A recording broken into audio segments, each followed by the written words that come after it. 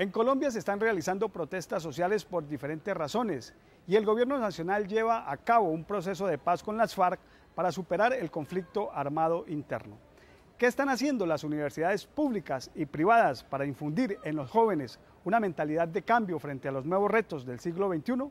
Sobre eso hablaremos este jueves a las 7:30 de la noche por su canal universitario en Punto Crítico. Estarán invitados el politólogo Libardo Orejuela, rector de la Universidad Libre, y César Jerez, líder de las protestas campesinas del Catatumbo en el oriente del país.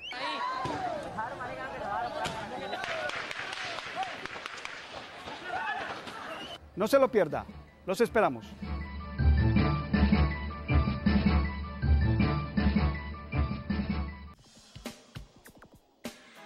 El siguiente programa es familiar, apto para todo público.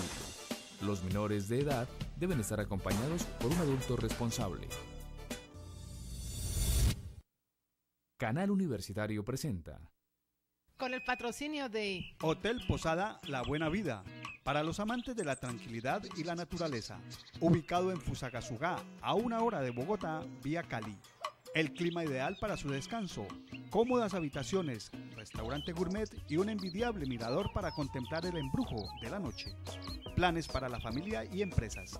Reservaciones en el teléfono 301-340-5865.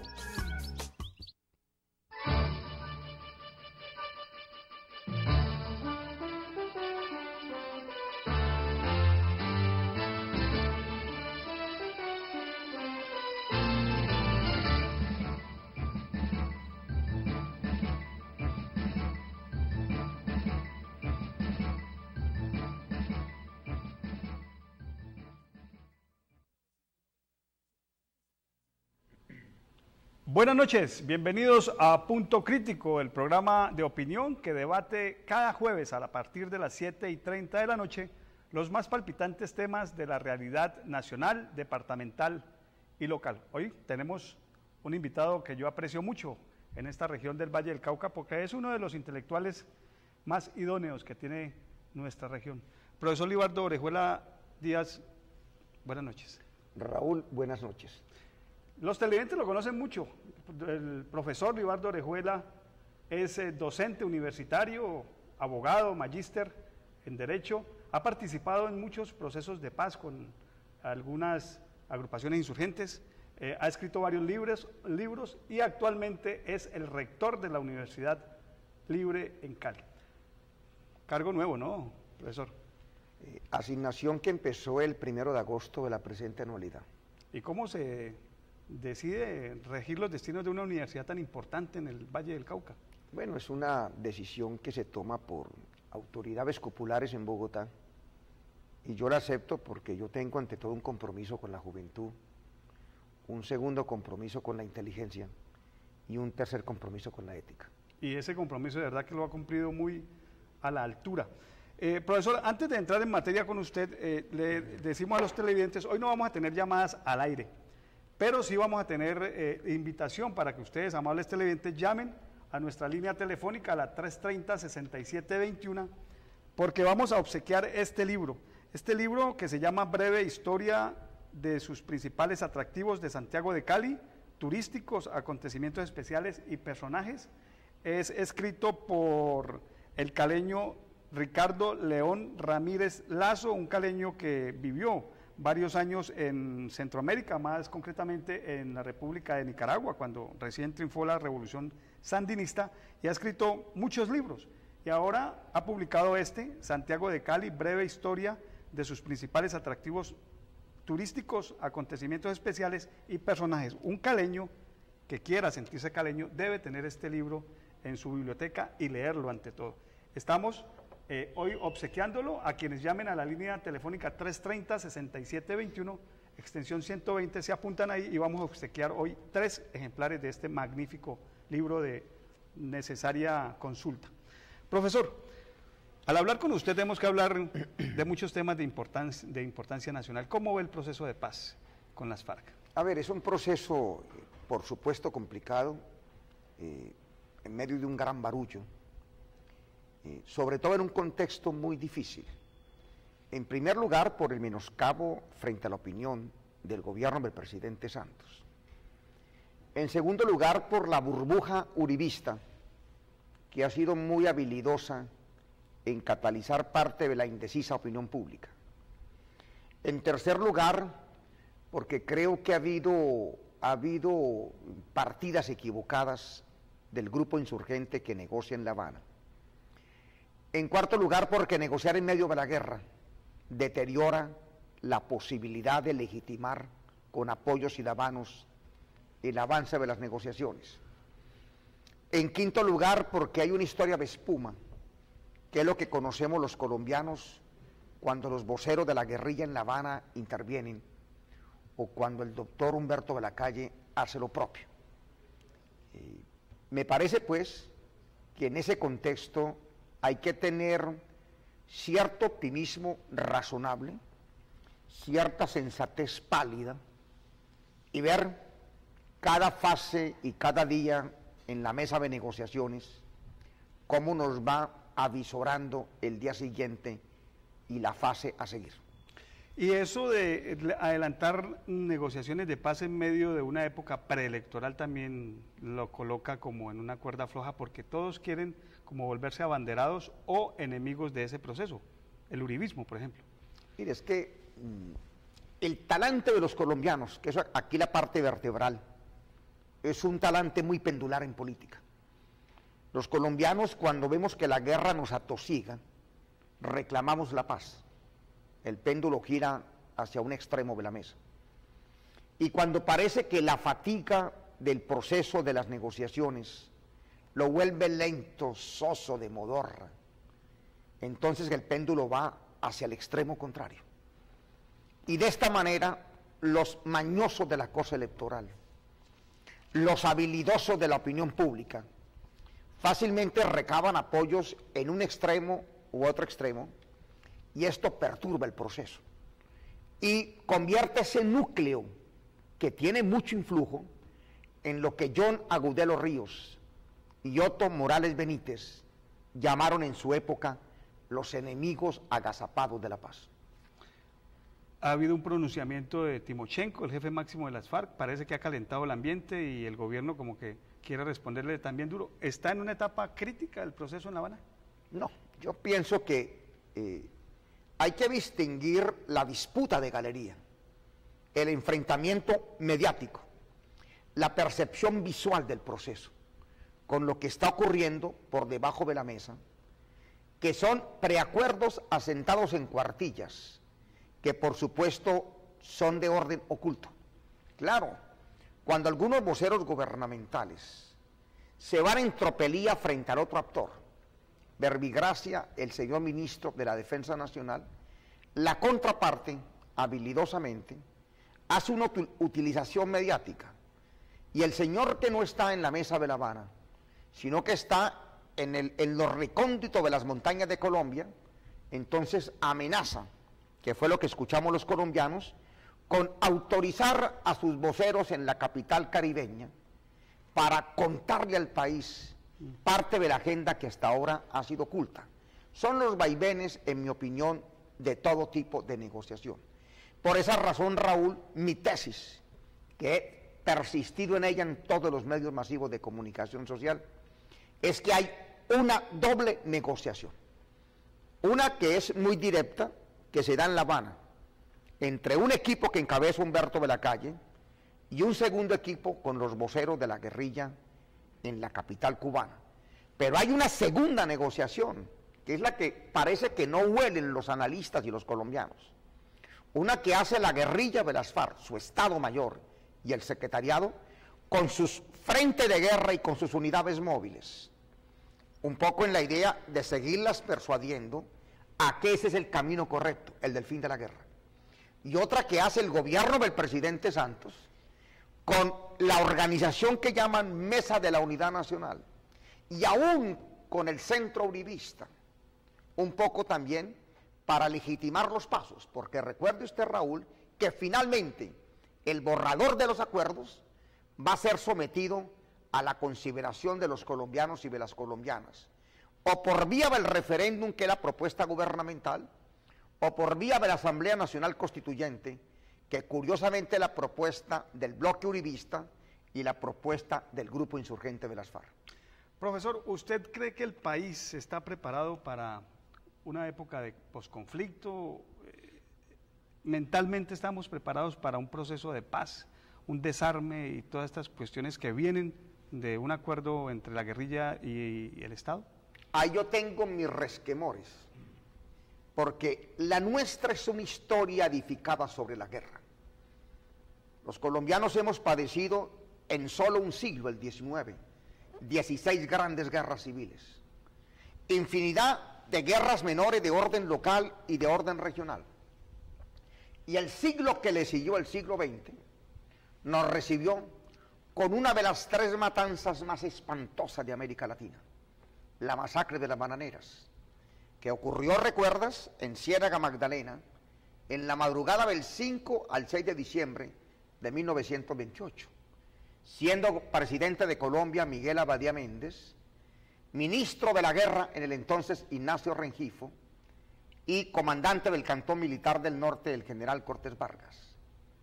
Esa espantosa masacre, producto de un reclamo sindical de los obreros de la United Fruit Company, frente a esa compañía, que luego va a ser la compañía frutera de Sevilla, y hoy curiosamente la chiquita Brahms, que está demandada por los apoyos dados vía vacuna o vía impuesto a los grupos del paramilitarismo.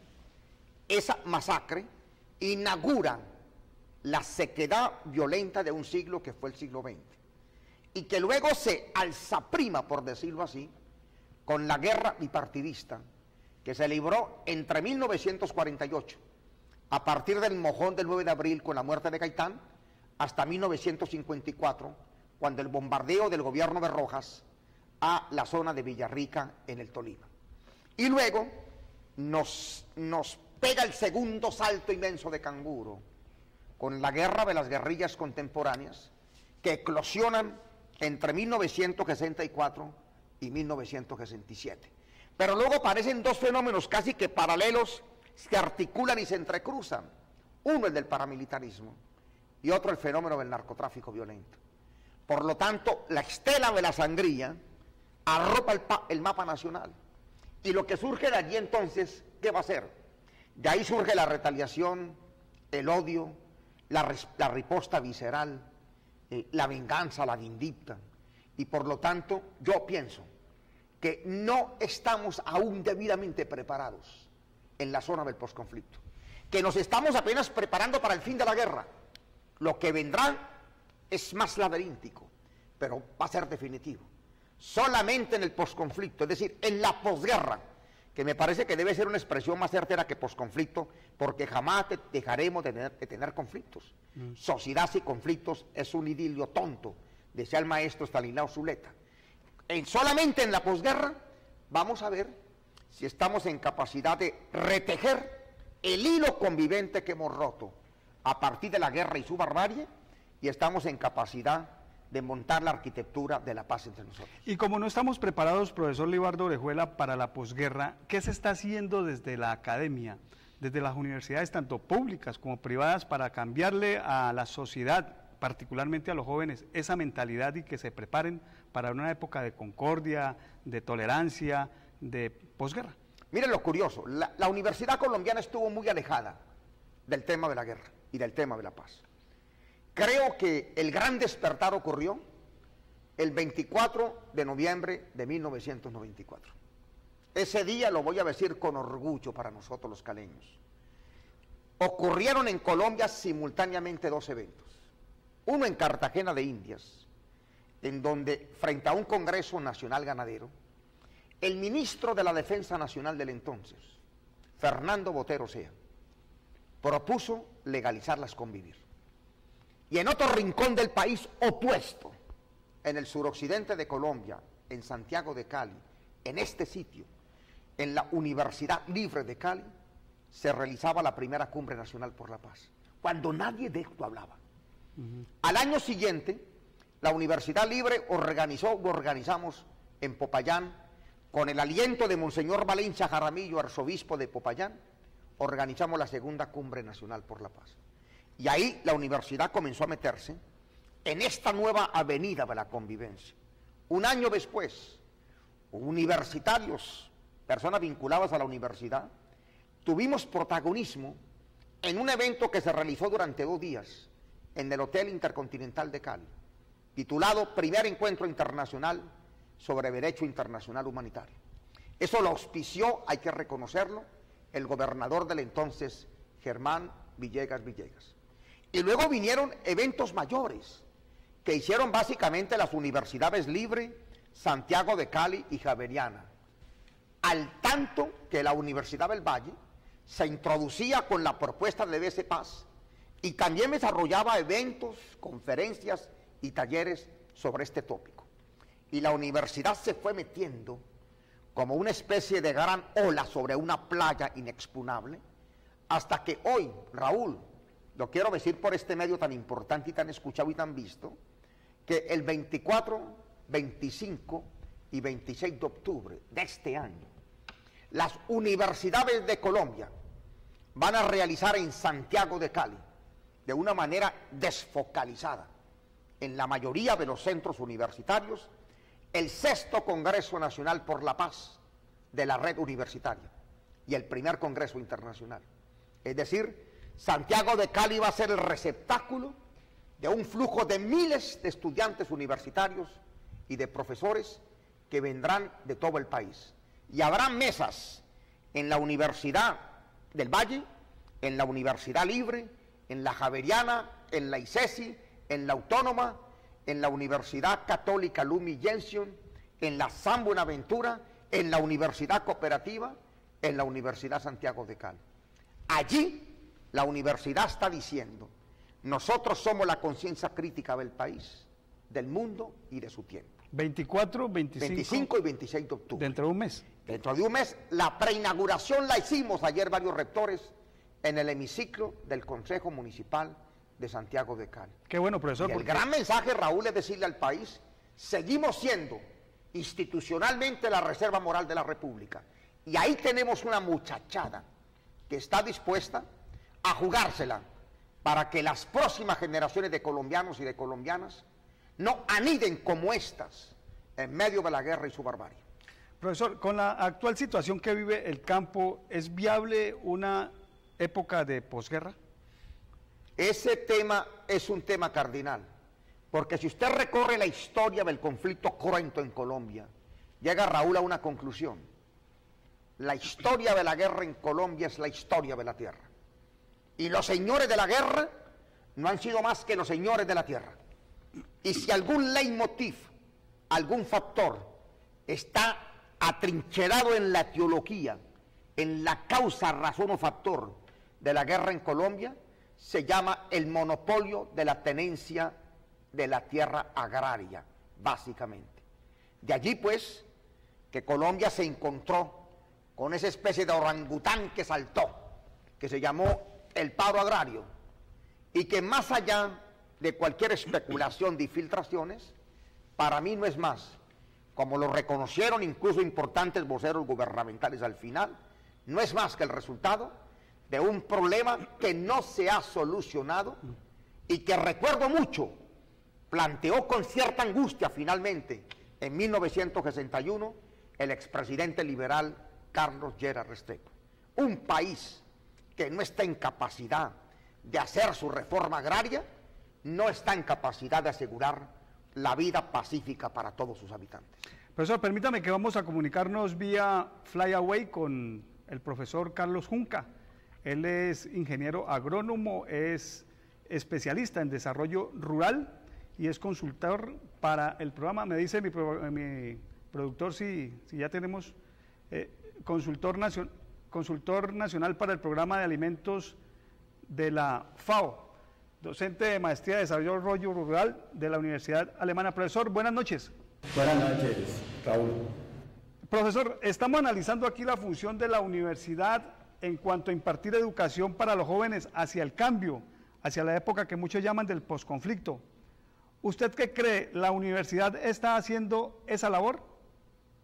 Yo creo que en este momento la universidad, fuera de estar cumpliendo con una labor profesionalizante de sus cátedras, de dar sus títulos, de formar profesionales, ha perdido un poco su relación con la mayoría de la comunidad. Por ejemplo, frente al problema campesino, prácticamente hoy en día no se conoce mayores avances, y eso se da es por una poca función de la universidad en torno a desarrollar carreras hacia el sector agropecuario.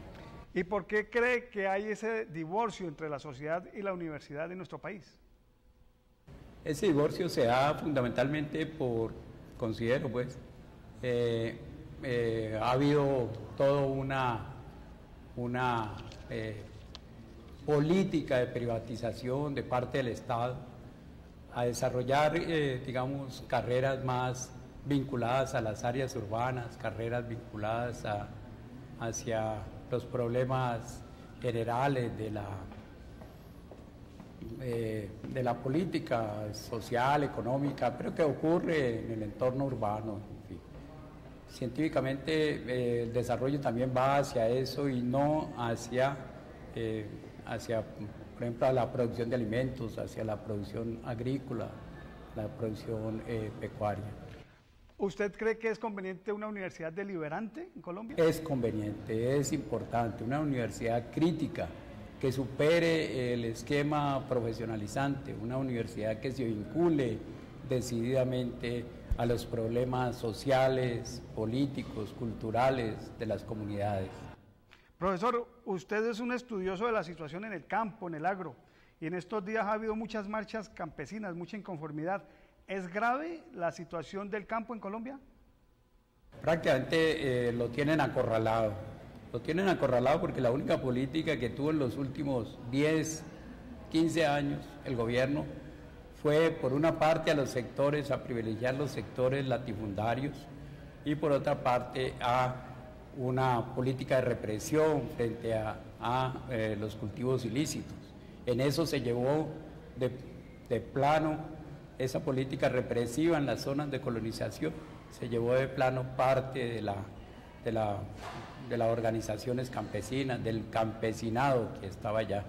Nunca cumplió ni siquiera lo último que quedó de la reforma agraria, que fue esta ley 160, de constituir zonas de reserva campesina. Eso fue un error estratégico y que, digamos, para el conjunto de la sociedad, pero que ha hecho que hoy en día surja de nuevo, una vez se ha apartado el paramilitarismo, surja el campesinado. Más de 10 millones de personas, aproximadamente unos 4 millones de hogares que viven en la zona rural, producen la mayoría de la alimentación, así esté siendo, digamos, saboteadas en algunos cultivos, en algunos productos, por parte de las importaciones ilegales de contrabando, o con la política de precios que tiene, digamos, en que se ha incrustado la economía agrícola colombiana. ¿Algún llamado al gobierno para enderezar el rumbo, profesor? Pues el proceso de paz va a permitir, si es que todos le apostamos a eso, si es que todos queremos una nueva sociedad, va a permitir que la mayoría de los colombianos podamos participar de una Colombia diferente, democrática, con participación de todos los habitantes, no solamente los excluidos que hoy son los campesinos, los indígenas, las comunidades afrocolombianas, sino también en las áreas rurales, en las áreas urbanas, todos los pobres que están en las áreas periféricas de las grandes ciudades. Es decir, tenemos que generar una nueva, poner en la realidad de nuestro país y cambiar las condiciones para que todos participemos, para que haya un nuevo proceso hacia una nueva mirada de una Colombia diferente y en una inserción diferente a los TLC, a toda esa cantidad de acuerdos pequeños que se suscriben en condiciones de desigualdad frente a otros países. Profesor Carlos Junca, muchas gracias. Le agradezco mucho, Raúl. Bueno. El profesor Carlos Junca, consultor de la FAO en materia de desarrollo agrario. ¿Alguna opinión, profesor? Él dice que el tema cardinal es el agro. Lo decíamos ahora, ¿no? La historia de la guerra es la historia de la tierra y la historia de la tierra es la historia de la guerra. El profesor hace dos acotaciones que me parecen rectorales y muy importantes.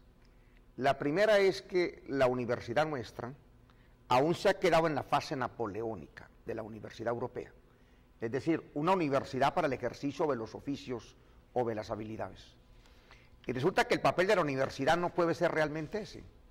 El papel de la universidad es interlocutar con la sociedad misma, devolver a la sociedad mucha parte de lo que ha recibido particularmente de ella.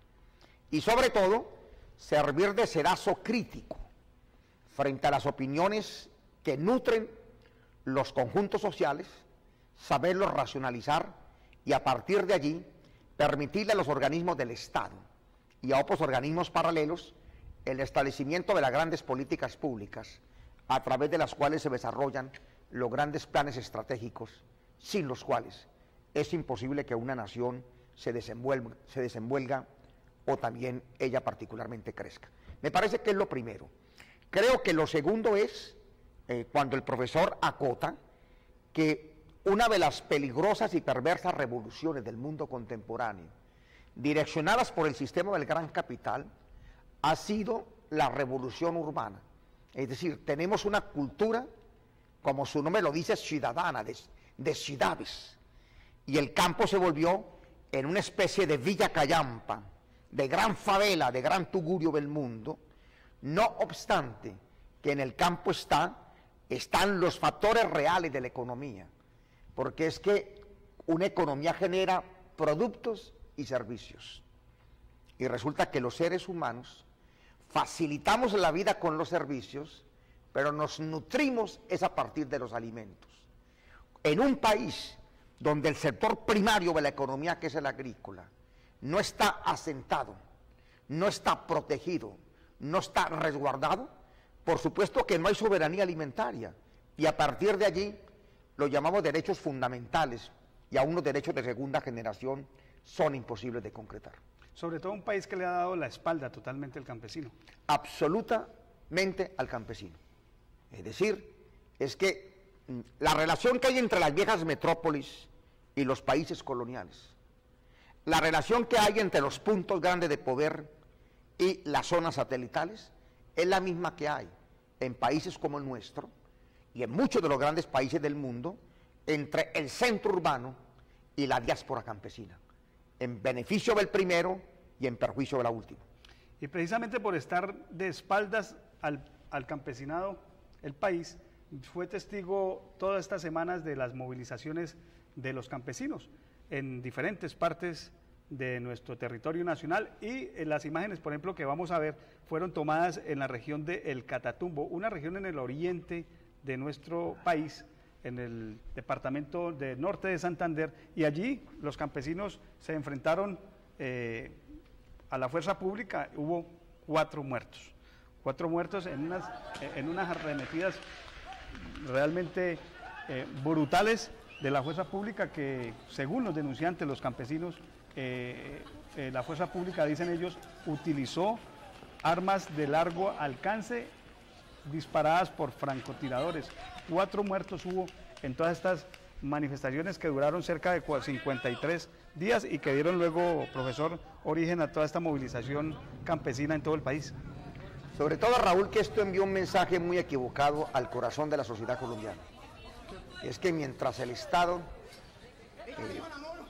facilitaba unos diálogos civilizados con su contraparte armada en La Habana, el Estado asumió una conducta distinta con núcleos societales absolutamente indefensos.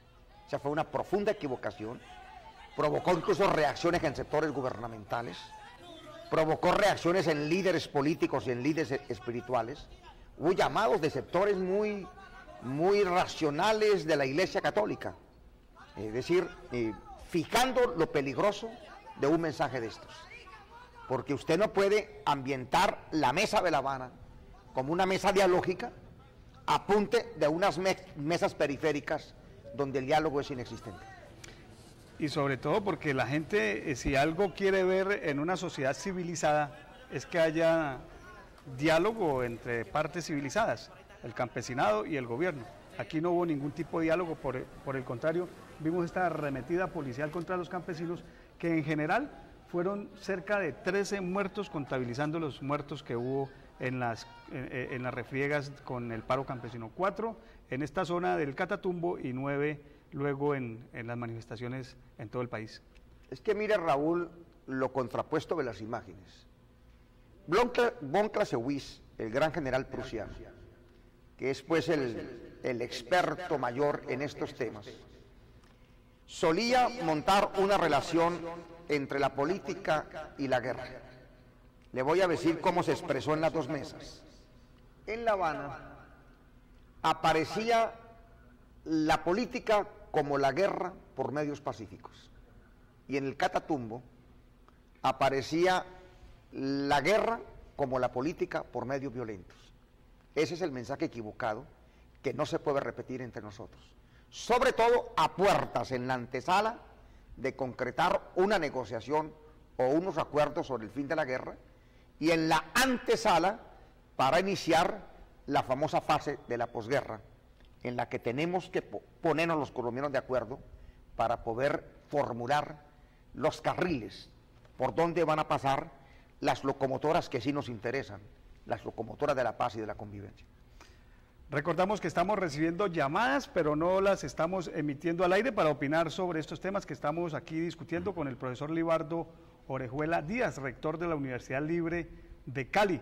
Las llamadas las pueden enviar ustedes al 330-6721, extensión 120, y esta vez es para hacerse partícipe al obsequio de La breve historia de Cali, un libro escrito recientemente por el caleño Ricardo León Ramírez. Vamos a obsequiar 3 libros, unos libros que hablan mucho sobre la historia, los lugares emblemáticos de nuestra capital vallecaucana, un libro que todo caleño o personas que amen o digan amar esta ciudad debe tener en su biblioteca, y es de obligatoria consulta.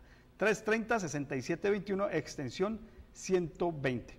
Profesor, el mundo universitario trata de involucrarse mucho en el entendimiento de estos fenómenos sociales que están ocurriendo en nuestro país. Estuvimos hace pocas horas en la Universidad Santiago de Cali, veamos las imágenes, en donde estuvo César Jerez.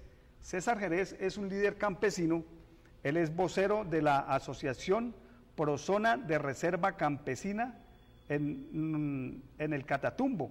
Es un muchacho joven, él relativamente, que estudió en la extinta Unión Soviética, se cualificó allá, tengo entendido que tiene el grado de geólogo o de agrónomo. Geólogo.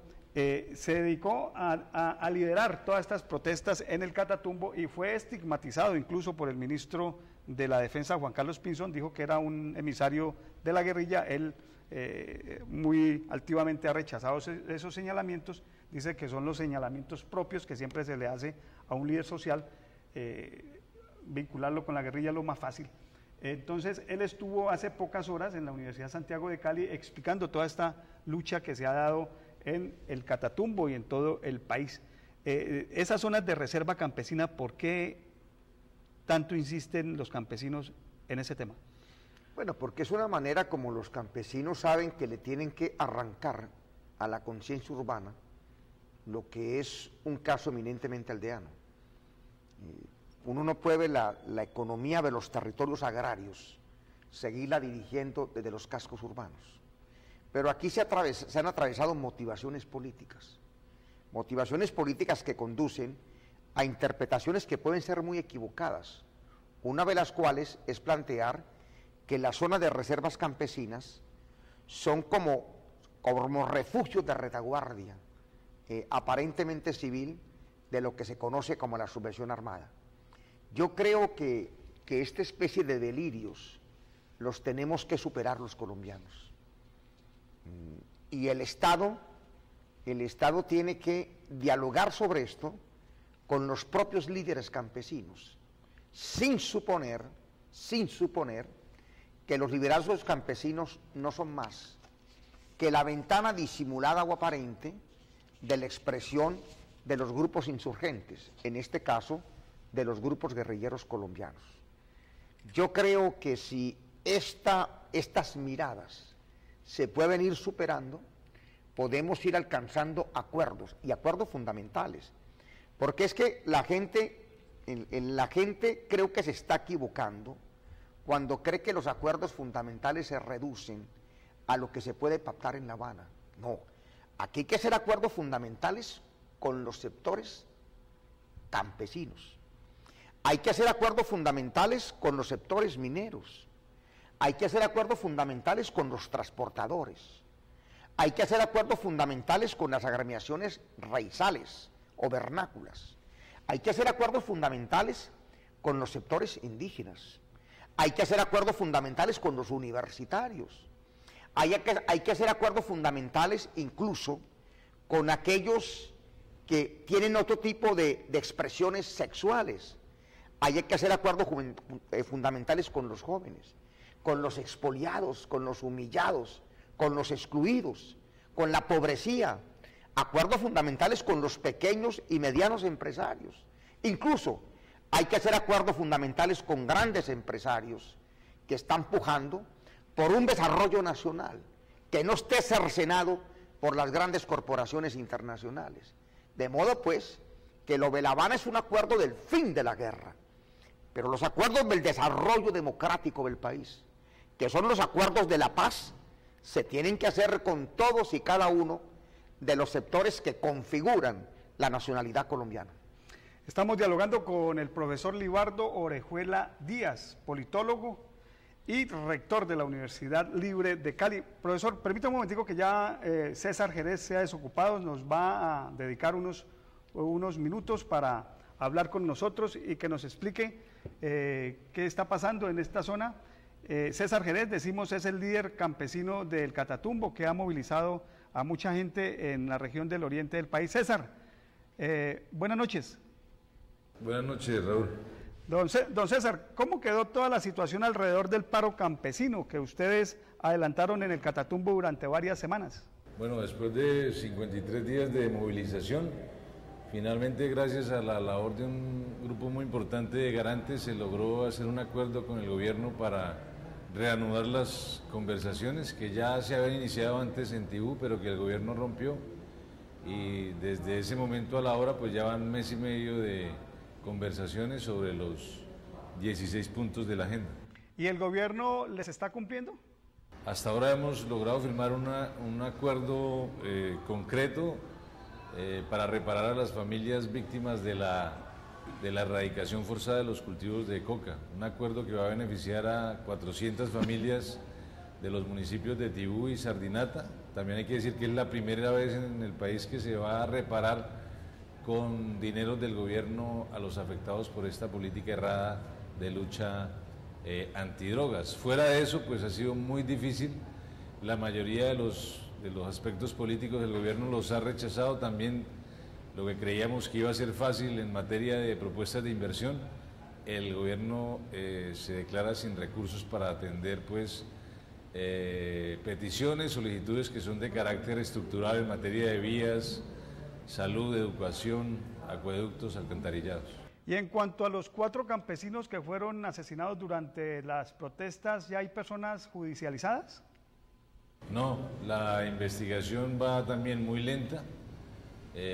Hasta ahora pues se comprobó que 3 de los 4 campesinos asesinados recibieron impactos de bala de fusil.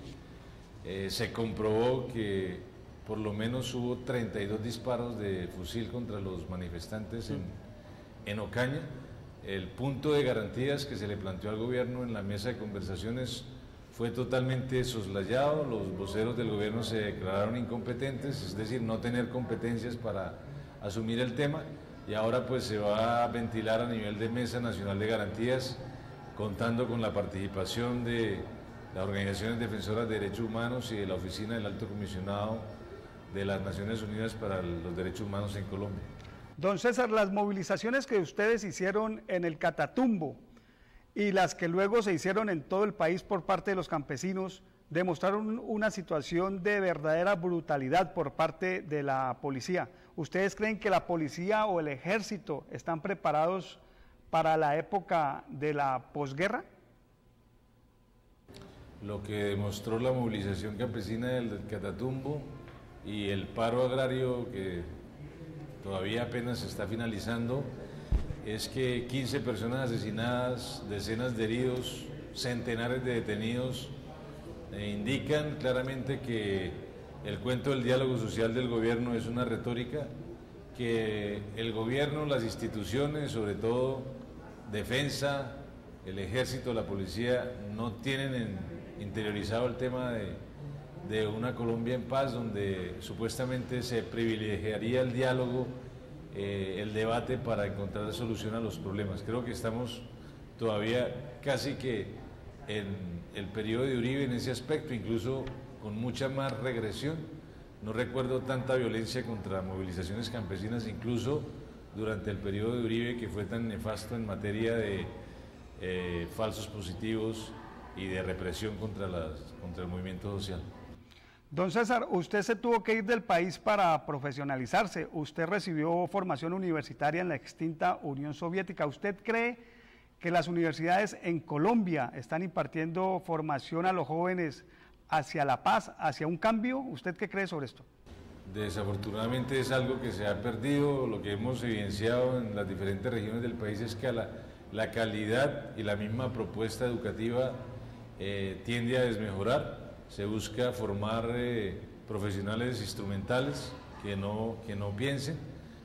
Pienso que tiene que haber una reforma estructural al sistema y a la propuesta y al modelo educativo, al mensaje con el cual queremos formar a los colombianos y colombianas. Eso es fundamental. Se ha demostrado en otras sociedades que estuvieron en guerra también que la educación es el factor fundamental, primordial, para lograr condiciones de equidad, de igualdad y finalmente de reconciliación y convivencia entre personas y clases que estuvieron en guerra. Don César, finalmente y agradeciéndole que esté en Punto Crítico, ¿qué sigue en la agenda inmediata del movimiento campesino en el Catatumbo y en todo el país? A nivel nacional lo que sigue es las conversaciones en el Catatumbo, que apenas van en una primera fase, las conversaciones en la Mesa Nacional de Interlocución y Acuerdo MIA, la Cumbre Nacional Agraria y Popular que se va a celebrar en la ciudad de Bogotá a finales de octubre, donde esperamos contar con más de 50.000 delegados de todo el país. Yo creo que lo que sigue es, a partir de la lectura de lo que pasó, seguir trabajando en crear organización social, fortalecer las que hay. No considero que estemos en una situación preinsurreccional como algunos están diciendo. No hay garantías para que las propuestas del movimiento social, cualificadas como estén ahora, sobre todo las campesinas, tengan un espacio político. Debemos seguir en la lucha por la paz, pero esto hacerlo desde la construcción de la organización social. No creo que el marco electoral en este momento sea el propicio para sacar adelante nuestras propuestas y cambiar la sociedad. La lucha sigue y la lucha es desde las organizaciones y el movimiento social. Don César, muchas gracias por haber estado en Punto Crítico. Gracias a ti, Raúl, y a toda la audiencia. César Jerez, líder campesino del Catatumbo y vocero de la Asociación Prozonas de Reserva Campesina en todo el país. Es un destacado líder de estas movilizaciones y estuvo aquí en Cali. ¿Alguna opinión sobre lo que ha dicho el profesor? A ver, varias opiniones. En primer lugar, hay una aseveración muy interesante que los analistas políticos van a tener que irle haciendo miradas permanentes de seguimiento. Y es que todo no pasa por las organizaciones electorales. Aquí hay una ruta de la organización social, que si los partidos políticos se descuidan, van a perder apoyo societal, apoyo comunitario y apoyo electoral en beneficio de una nueva tipología organizativa que no pretende ir hacia el poder por el mecanismo de la ruta electoral, sino que pretende lograr que el Estado satisfaga las necesidades y, en tal caso, pasar del reino de la necesidad al reino de la libertad sin que se cruce la llamada avenida eleccionaria. Me parece que esa es una lectura que uno bien pudiera hacer de lo que él plantea. Una segunda lectura que me pareció interesante es que él le advierte al ultraizquierdismo que no se confundan, que no se está en una fase preinsurreccional, porque si tuviésemos la convicción de una fase preinsurreccional, sobraría la mesa de La Habana. Exactamente. Para que la mesa de La Habana sea fértil y tenga conclusiones y logros concretos, hay que partir del hecho de que no hay una fase preinsurreccional. Es decir, que no es la ruta de las armas la que nos va a conducir al famoso puerto favorable de la salida a los grandes problemas nacionales. Y lo tercero, ya en el aspecto personal, uno escucha, observa el ritus, el gesto del dirigente campesino, y tiene la percepción de que es un hombre reposado, un hombre tranquilo, un hombre con aprestamientos conceptuales, un hombre que conoce el contexto y que por lo tanto está muy lejos de esa especie de calificación que algunos le intentaron dar incluso mediáticamente y enlazarlo con los objetivos de la guerrilla de las FARC. La salida más fácil para un Estado o la salida más fácil para un sector minoritario o expresivo del poder político en una sociedad determinada es resolver todos los problemas de protesta a partir de las estigmatizaciones, de los señalamientos. No es arrojando el esperma diabólico sobre unos que los otros pueden resolver los problemas generales de la sociedad. Esas son tres percepciones que yo acabo de tener después de escuchar la entrevista al dirigente campesino del Catatumbo. Profesor, qué bueno que usted tomó los destinos de la Universidad Libre, una universidad que forma grandes profesionales.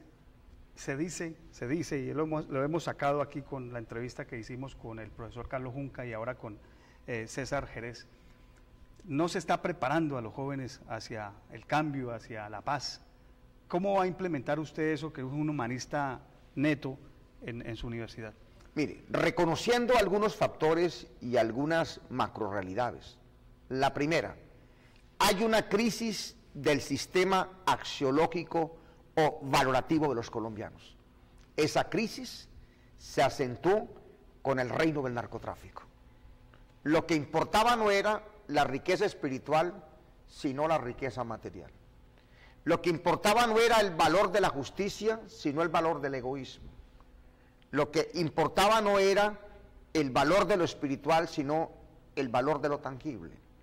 Lo que importaba no era el gesto de solidaridad, sino la actitud de expropiación. Ese es lo primero.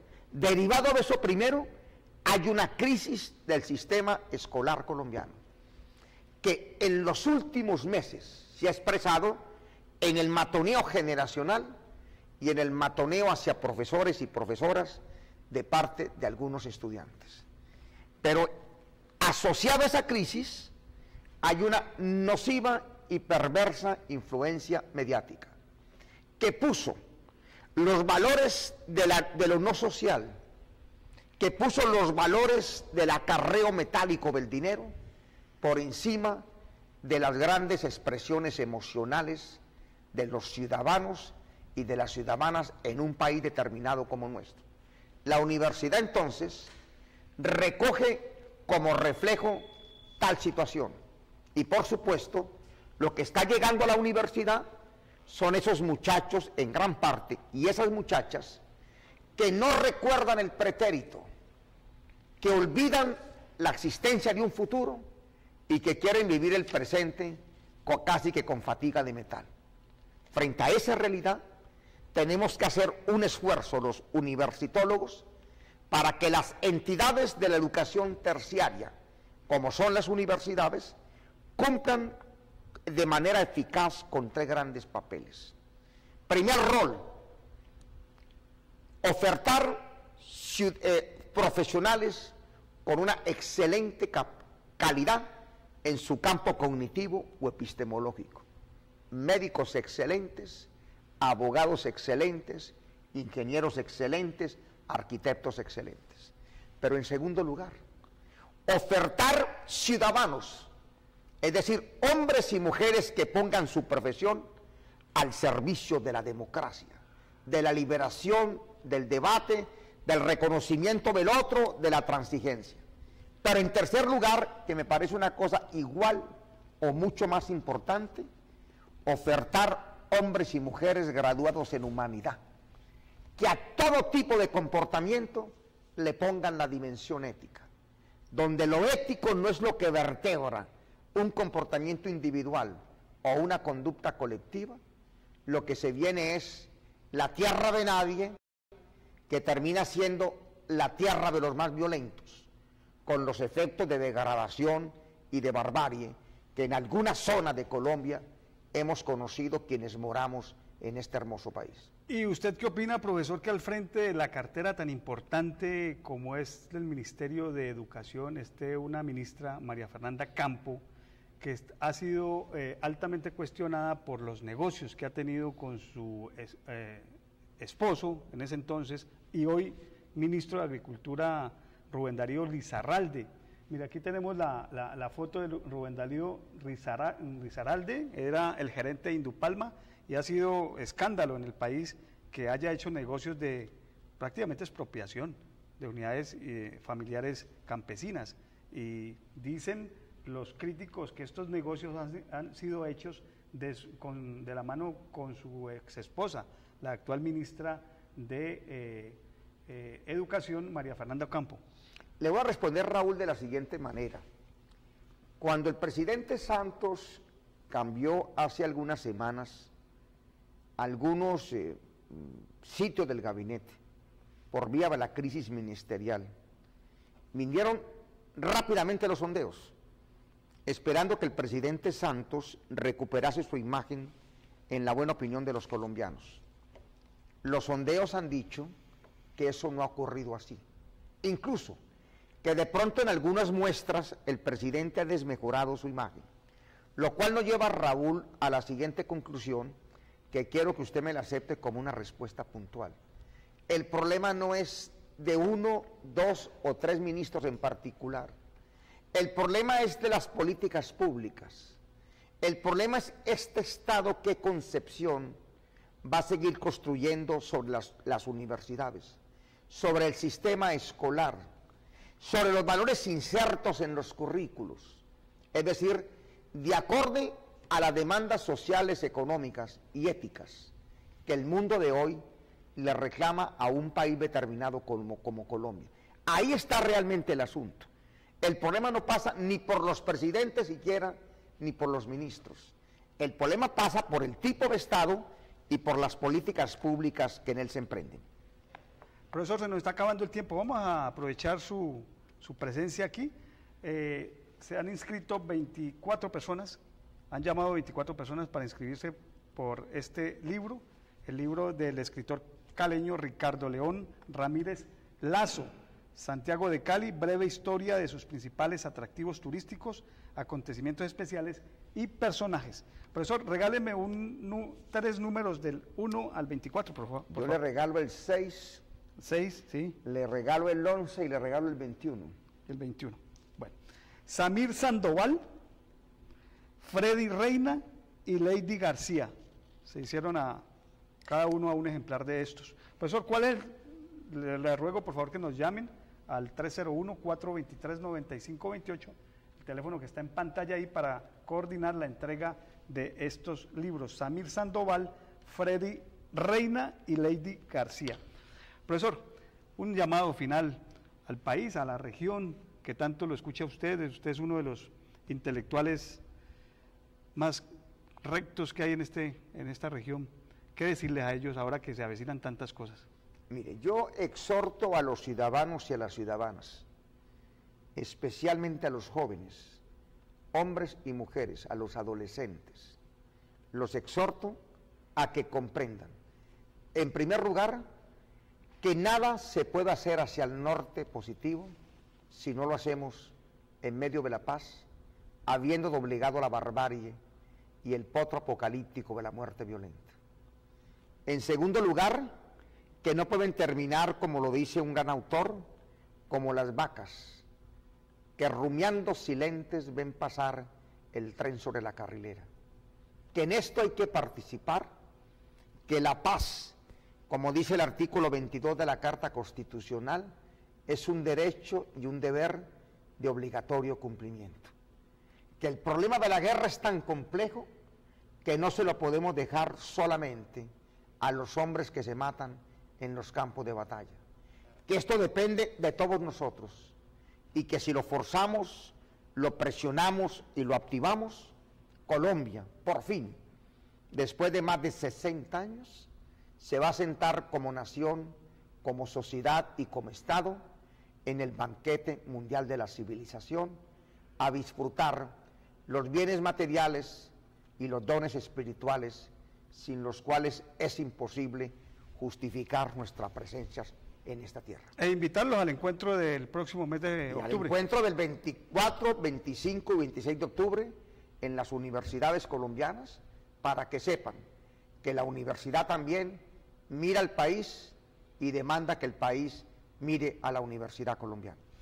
Profesor Libardo Orejuela Díaz, muchas gracias por haber estado en Punto Crítico. No, Raúl, como siempre, mi reconocimiento a un programa crítico como este. Gracias. El profesor Libardo Orejuela Díaz, rector de la Universidad Libre de Cali, estuvo hoy con nosotros en Punto Crítico tratando diferentes temas de la realidad nacional. A ustedes, amables televidentes, los esperamos el próximo jueves a las 7:30 de la noche. Una vez más, aquí en Punto Crítico. Mientras tanto, que descansen, que estén muy bien. Los saludos, Raúl Ramírez Tobar. Hasta pronto. Con el patrocinio de Hotel Posada La Buena Vida, para los amantes de la tranquilidad y la naturaleza, ubicado en Fusagasugá, a 1 hora de Bogotá, vía Cali. El clima ideal para su descanso, cómodas habitaciones, restaurante gourmet y un envidiable mirador para contemplar el embrujo de la noche. Planes para la familia y empresas. Reservaciones en el teléfono 301-340-5865.